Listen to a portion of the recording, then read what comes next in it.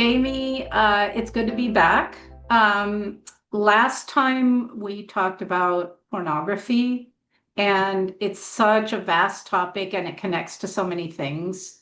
Like I had said last time with transhumanism. So we're going to keep talking about that again. We're going to do a part two here on that. And so we were talking before we started recording about um, pornography, pedophilia, and transhumanism, and this kind of how this is kind of one big thing that they're shifting our humanness into. So Mhm. why don't we kind of start? Why don't you take it away? Like, let's start anywhere you want. Okay, yeah, it seems like these are not related topics, but it's not an Mhm. accident that these things are being done to humanity at the same time as they're attempting for this transhumanist new world order, like the pushing the pornography and the pedophilia at the same time as bringing in the transhumanism and the AI and all of this. It's actually really connected, and it's all social engineering, and it's all meant to rewire humans. And as I talked on the last show, that the end result of pornography addiction is impotency and no sexuality and no intimacy. And this is part of a transhumanist agenda where you basically become like an android. And this has to do with the androgyny, and you know what I mean? Like you're becoming asexual. And so the pedophilia is just a stop in the road. And once, like I said, certain things are arousing partly because they're forbidden, and so that's why the pedophilia is kind of the final taboo. And so, but if it was normalized and legal and everything, it would lose its you know Allure. charge of being something that is like outrageous. Like, and so the end of pedophilia is asexuality, and so it's taking you down even further to where and also with the screen things as part of the transhumanist kind of like being like a robot. And I remember that movie with Sylvester Stallone where and Sandra Bullock, where they were in the future and everybody just put on AI suits for sex because they didn't want to touch or exchange body fluids anymore. And this is actually part of what COVID was as well, with the transhumanism stuff and the pedophilia. Like all these things are doing to humanity are actually really connected. And that movie was a good example of that, right? Where they had no intimacy, everything was through states because it was safety, right? Like nobody wanted to get germs, right? So, with the standing 6 feet apart and then making the free pornography, and then, you know, they want everybody to be childlike and robot-like. And if you watch that show, Dating on the Spectrum, it's Mhm. actually a really cute show. Like I don't think I've laughed that hard. It's just like because autistic people are really honest, so it's really funny watching people date who just say what's on their mind. It's really funny, but also not funny, because this is being done on purpose. And so they want kind of like this childlike autism, but you would have the super technical brain, so you can basically be like a little soldier being told what to do. You know what I mean? And so you're very immature, you're very childlike, but you're able to follow digital instructions like an AI bot. Is kind of what they want, right? And so pedophilia is a part of that. The pornography is part of that. And then also like the merging of technology with pornography. So there's virtual porn, there's deep fake porn. They actually tried to get laws passed where they could have child pornography that was just made of AI simulation because real children weren't hurt. And they were saying it's not illegal to make this AI generated child. I don't even want to call it child pornography. Like I just need a new word for that too. But it all goes together. And a lot of the girls are not even real, like on some of the OnlyFans and stuff. There are AI women on there. Um, Even on the Ashley Madison thing, which people can watch the Netflix documentary on that, where a lot of men ruin their marriages trying to have an affair on Ashley Madison. But a lot of it was just bots they were talking to. Like there was basically no women on that site. It was just a total illusion. And it like destroyed so many relationships and families and everything. And it wasn't even real. It was bots. It was fake. It was fake profiles being AI generated. And so this is all human experimentation they're doing. And so when you're interacting with these things, it's like machine learning off of you. And so it kind of all goes together. I know it seems like there's so much crazy stuff going on the planet, but like if you understand the satanic agenda of what they actually want for their society, these things all need to be brought in at the same time. Yeah, yeah. And, I was watching, I can't remember what show it was. It was some kind of FBI show. And they ended up arresting this guy who basically, he was doing nefarious stuff, but he had been, and, in these shows, they reveal the truth, right? So he had this completely lifelike female robot that was his partner. And she was learning as she went along, interacting with him. She was completely subservient. She was adult, okay, but she was completely subservient to everything he wanted. She didn't have her own mind, so she had no needs. She didn't argue. There was no conflict because it was a complete, for him, physically looking like a real woman. And in the show, they show how this guy basically fell in love and literally thought that this robot was his wife or his girlfriend or whatever. Like it had gotten to that point. And like what level of devolution of a human being do you have to achieve that a man would want a robot and be actually begin to believe that that's a real relationship? And in parallel to me, I saw this guy, in certain parts of the world, it legalized pedophilia occurs where girls like 8, 9 years old are married to grown men, 30, 40, 50 years old.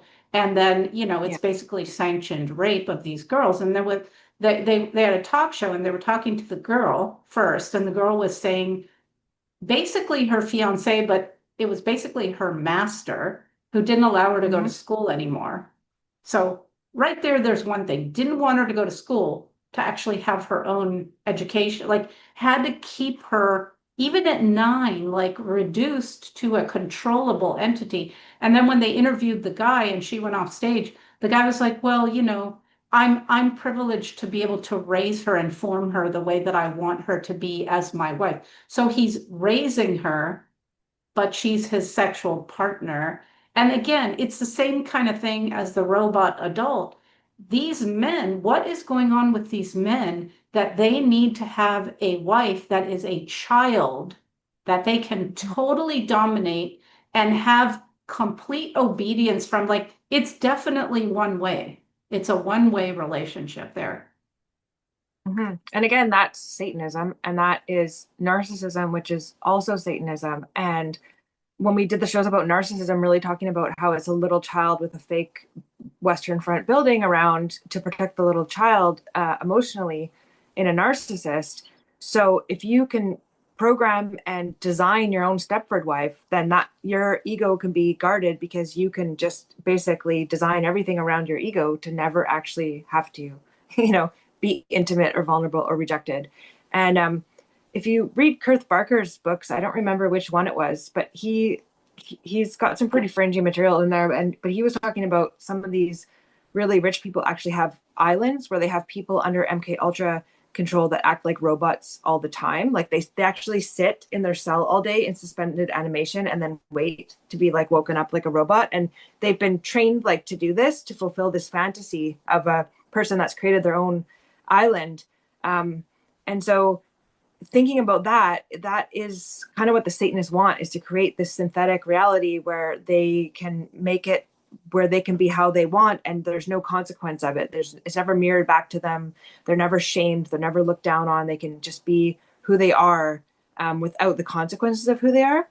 And it kind of reminds me of like the designer babies, like, you know, like the CRISPR technology, like it's all the same thing with the transhumanism. Like it's even the breast implants, right? Like, or like, so they, and it goes even further. Like I actually would say that a lot of the women in porn actually aren't even women. Like they Yeah. are there is a lot of males being used in pornography because it's programming in that body type, like with the long torso Yes. and the long legs and no cellulite, no curves, with these fake, really round breasts, which don't occur in nature. And it's the thing about the simulacrum, right? So like a lot of men actually like are repulsed by a real breast now, even if it was like a nice natural breast. That to them that doesn't look real. Like the breast implant is a breast, even though that's an unnatural shape. But that's what's paired in their mind. So they would actually see a regular breast as being not good. So this all goes together with this synthetic, Yeah. reality they want to create. Yeah. No, and that's a great point. So the transhumanism and the transgenderism go hand in hand, right? Because I have noticed this too. Like the ideal female body type is a male body. With There's no implants. hips, Yeah. there's no body fat. It's long, there's again the fake perfect breasts. And so that is a kind of creepy, evil way to shift the attraction of men to not be attracted to natural women anymore, right?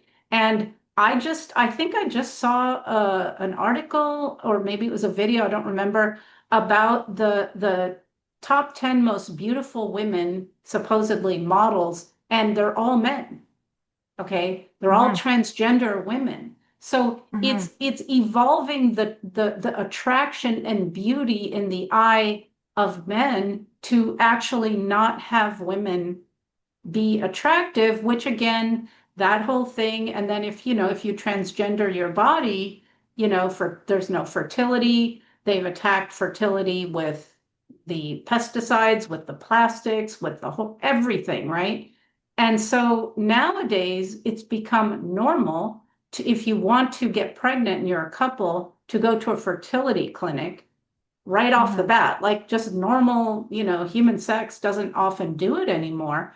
So, and then so again, it becomes more transhumanized. You have to create a baby in a lab. And now I've seen ads for, oh, don't ruin your body by being pregnant. We can genetically engineer your child and grow it in a lab. And then through your Mm-hmm. phone, you can watch your growing fetus and interact with, I mean, it's crazy, crazy stuff like that. But absolutely. Mm-hmm. So even everything about being a human, being relational, making a baby, raising a child, it's all being transformed. And it's not even being transformed. I would say it has been transformed. Mm-hmm. And yeah, we all know that like what they're telling us now. I mean, it is so old by the time they tell us that like, this they're acting like this transgender stuff is just like a new thing they're attempting, and they kind of show these pictures of like, oh, we haven't really perfected it yet, and it's like, no, actually, I think since World War II, they figured out how to do the cloning, they figured out how to do the gender reassignment, and I think like we would be shocked, if we actually knew like how many people have had this done to. And I think like, yeah, they have been doing it for a really long time. And I don't even like to think about it sometimes because it's like people that I'm doing a show with Kriprick later today, actually, and we're talking about metal music and stuff. And I was thinking back to, even these bands, these hair bands and stuff, they were already doing this stuff. But I couldn't see it. I couldn't see it back then. I didn't understand like why, these kind of bands had the men had long hair and lipstick or whatever. It really didn't seem transgendery. It just seemed sort of punk, right? But now when you go back, it's like, no, that was the beginning, right? Was to make it seem like these guys in the skinny pants and the long hair, and you know what I mean? But it wasn't pushed so far that they were like, oh, this is a complete inversion. It was just kind of like more subtle. Um, and yeah, this all has to do, again, I use that word android, right? Or autism, android, like it's all the same thing. And they want little children that are good order followers because they want a parent-child relationship with people. They want them just smart enough to understand technology, but not smart enough to actually question things, right?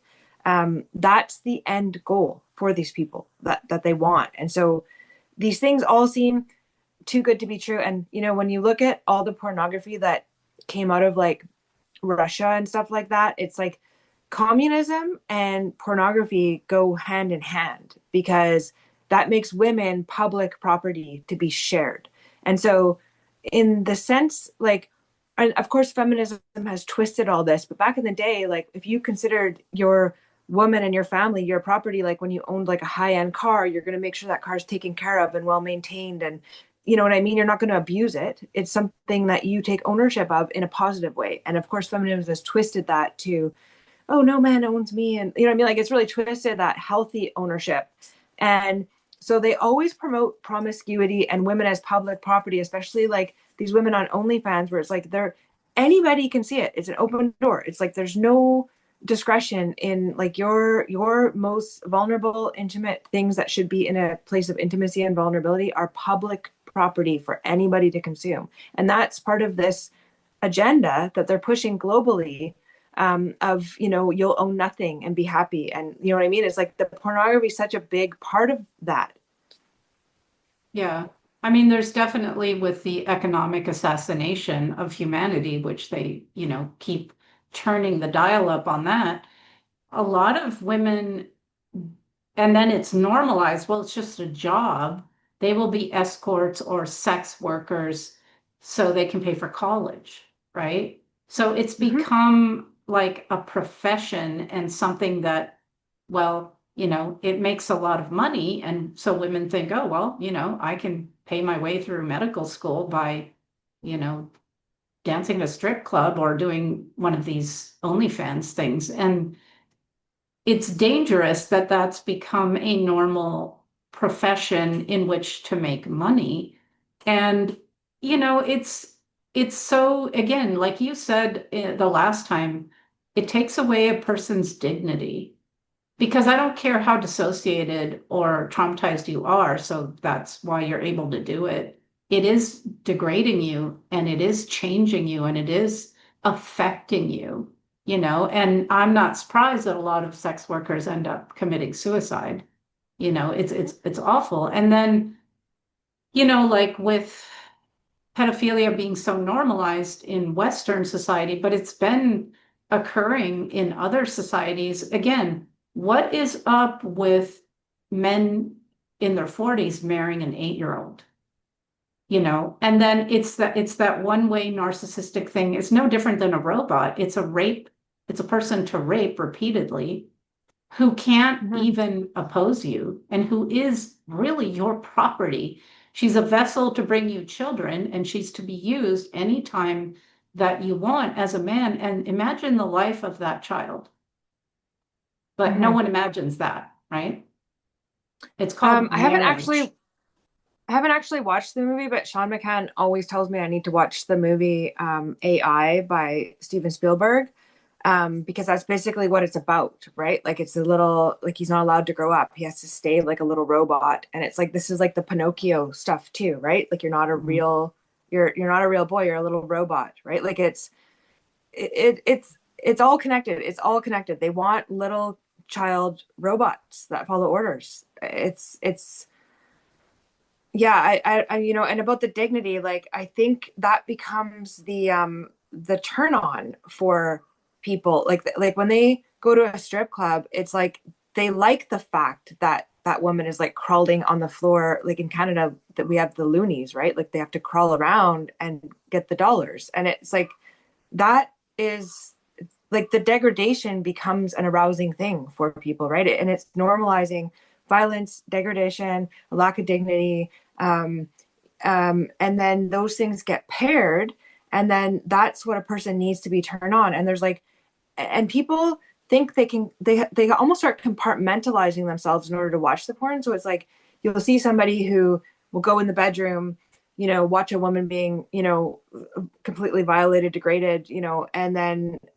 you know, turns it off and then goes and plays with his kids and throws a ball around in the backyard. It's like so that person actually has to develop like different alter personalities, like maybe not with complete dissociation, like a person with dissociative identity disorder, but it's a dissociative state. And I think, oh my gosh, Robert Lifton, I think was his name, wrote a book about the protean self, about the Nazi people, how they would go to work and do really horrendous things and Yeah. then just like completely compartmentalize it and go home and like actually be a good dad to their kids, or what, you know what I mean? Like is or you see in you know, the mafia, you know what I mean? Like it'll be like go and do some murders and then go and take your grandma to church. You know what I mean? And it's just a complete compartmentalization. Like those two things don't ever collide, and you're in a different mind frame wherever your environment is. And so pornography promotes everybody to be more like that. So it's like you can go and be this like do this thing that would be like you wouldn't even do in real life. It like it's shameful, it's it's violent, it's it's immoral, and then you just kind of put that in a little compartment and put it away and turn it off, and then you just go and be somebody else. And like that is going to translate into sickness in your life. Like you're not fooling anybody except for yourself, really, and you're not even really fooling yourself because your subconscious mind knows and keeps tabs on all that. Like you know what I mean? So people think, and this is kind of scares me because I've talked with men about this, trying to have a conversation with them, like how they really believe like they can keep it separate. Like, oh, that's just porn, that's separate. And then I'm a great boyfriend and I love my girlfriend or my wife. And I'm like, can you really like, do you really think you could just go and watch that stuff and then it's not going to translate into how you're looking at a woman you're working in the same office as, or, you know what I mean? It's programming you to hate women and not just women, I guess, like all it's just programming you to hate other people and think they're not worthy of dignity and respect and are just to be consumed and degraded and tossed away. You Yeah. can't do that and be a regular person anymore. Yeah. And I think that's the trick, so we all know, because you know so much about satanic ritual abuse and I've been through it. It's this dehumanization of us, right? But now and these Satanists, they actually enjoy inflicting suffering and pain. But that's now becoming they like, you we're in the Lord's image, the Lord being Satan. Like they are making people now into literal Satanists just like them. So that's a really good point. And I'm sure you know this, but in these more higher up circles like presidents or high level global agency people or politicians or whatever, they trade their own children to other people to be sexually abused, to be used, to be raped. So again, That's what their true level currency. yeah. So what level of dissociation? I mean, I'm a parent. Like the ferocious love and protectiveness that's natural towards your child. What has to happen for you to, say, oh, here, take my daughter or son, and give me yours so we can rape each other's children? Because, well, because at that point, it's just like the thing you said about pornography. There's never enough. Like it has to get more and more and more extreme. And, as we know from some survivors who have had to participate in snuff films, that's a whole nother level of pornography where it's not only the rape and degradation of a child, but now it involves extreme acts of violence, dismemberment, uh, death, right? In the most Mhm. heinous and brutal of ways. And that's part of the pornography of that level of it, because now you've gotten to the point where to get off, you have to see someone murdered. Mhm. And it is sadism, like even I hate using the word regular porn, but like just seeing a person not having dignity and being used as an object is sadistic. And because the more people watch pornography, the less they can relate to people in real life. So they feel more rejected and they do hate women because they're a rejection trigger for them or an inadequacy trigger because they don't have the skills to connect anymore. And so it's kind of a form of passive aggression. A guy might go out to the bar and try to talk to some girls, but he has no social skills because he watches porn all day and plays video games and like he's degraded, and he attempts to go and engage and is rejected and has low self-esteem. Then he can just go home and watch some women being degraded, and that is filling a kind of a sadistic revenge fantasy, like a passive aggression, like, oh, just watching that B get effed, you know what I mean? Like that's kind of like that starts to feed on them. And the sadism is that is why a lot of these people that get everything and have cut off their feelings and have cut off their connection to source and to love and can't generate out of themselves end up as sadists, is because, again, like I was talking about on the last show about having a lack of dopamine. So for the sadists, like they feel dead all the time. Like they're literally dead. They don't have any light or love, or they're just like a shell. And so the closest thing they can have to empathy is sadism, because it actually gives them a little charge Mm. to like make feel anything. And I remember watching an episode of Dexter, and he was saying like he found somebody else that was killing, and he was saying, well, it's the only time I didn't feel nothing, and feeling nothing was the worst feeling to them. And people are arrogant. Like they think they can just cut off their conscience, but not their joy, or you know what I mean? So like emotions get cut off in a blanket. And I know programmers like to try and tweak and have different alters with different emotions, and they can get it so far. But when you become a psychopath and you're actually dead, you don't feel any good things either. You just get a bit of rushes from things like sadism or power. And so when they're promoting the pornography, they're kind of promoting everybody to be that way. You know what I mean? It is a form of sadism, and degradation. And that's why they always need more. That's why it goes down to the lowest of the low, where you have to actually, violate innocence to feel that little bit of dopamine. Yeah. You're a vampire. You know what I mean? Like you've actually become a demon. Like you've actually become like a Yes. vampiric demon. And that's where this is taking people. And I know I sound like one of those people, one of those church ladies from, but it's true. Like, you know what I mean? And I didn't really think it was a big deal until I started studying all this other stuff and realized how connected it is, that it really is meant to turn you into something that is not human. Right. Right. No, it's deeply disturbing, and that's always been the agenda for a long time. All of the things that happen today, the weather warfare that's kind of ramped up lately, it's everything, the poisoning, the big pharma stuff that they want to inject in you, the education, the media, the models in Hollywood, whether we've been sort of groomed now to see beautiful women as a whole different body type, a male body type. I mean, that started early.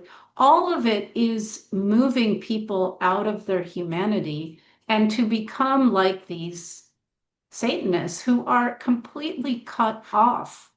They only exist in the third dimension. That's why they had Darwin tell us we evolved from animals. So they want to take away our connection to our divinity and the life force or organically who we are, right? Because that is a whole nother level of life. And if you're connected in that way, it's not natural to cause harm. You may inadvertently cause harm and then you deeply regret it. You have shame or guilt about it. You make amends. So this is the whole of what they've done is, I agree, to make us these non-humans, these robotic, obedient, childlike, narcissistic, No devolved, empathy. no empathy, sick, mind controlled. It's really, really disturbing. And so thank you for this second chat on pornography. I think it's really important to illustrate how pornography, pedophilia, and transhumanism are one and the same agenda. I mean, it's all one and the same agenda, right? Mhm. So why don't we have you wrap it up? Like say whatever you want to say to people to kind of, put an exclamation mark on this conversation. Um, I just want to say that people in pornography are human beings. And, if you go and you read some of their books and like listen to their actual stories and think of them as a whole person, that's a human that deserves dignity, you won't look at it the same.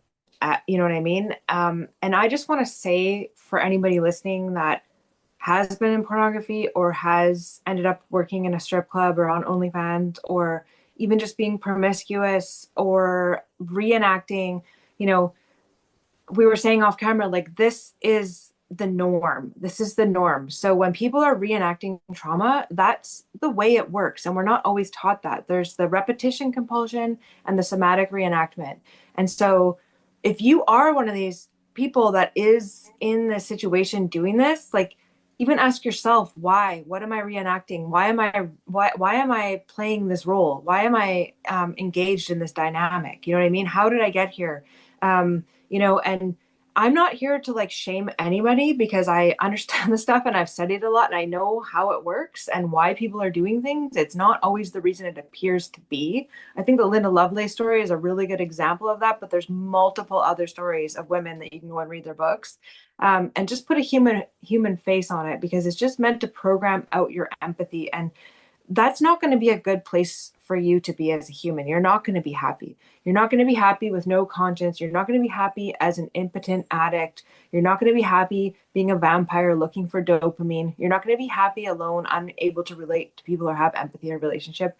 This is all a fake thing being offered you that is only going to take from you. It's not giving you anything in the long run. It's going to cost you a lot. And it's not right. Every person deserves dignity, especially over their body. And that's all I'm just going to say, just to end it off.